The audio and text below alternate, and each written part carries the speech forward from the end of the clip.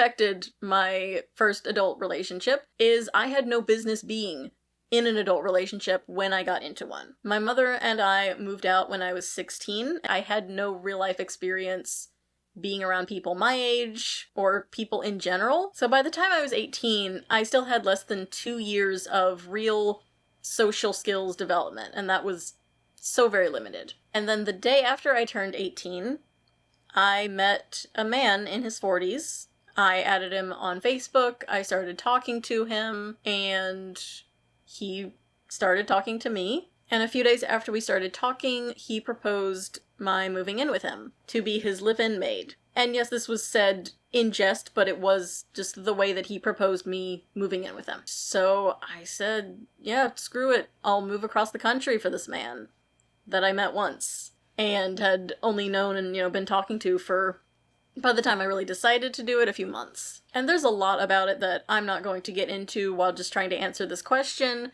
but the way my childhood affected that relationship is that I went into it knowing nothing about what a healthy relationship looks like, what is reasonable to expect out of a relationship. I'd never had anything resembling a relationship before that point, and then suddenly I was in a cohabitating relationship. I was very insecure. I was at a huge disadvantage mentally. I didn't know how to set boundaries. I didn't know how to set expectations. I didn't know how to communicate. I didn't know what was reasonable for me to ask for in a relationship. There were so many things that I took as normal and completely acceptable that weren't, because I had no reference to draw from on what a relationship should be or what I wanted from a relationship. And now 10 years later, I'm only now starting to learn what it is to live as an independent adult. Anyway, don't do what I did.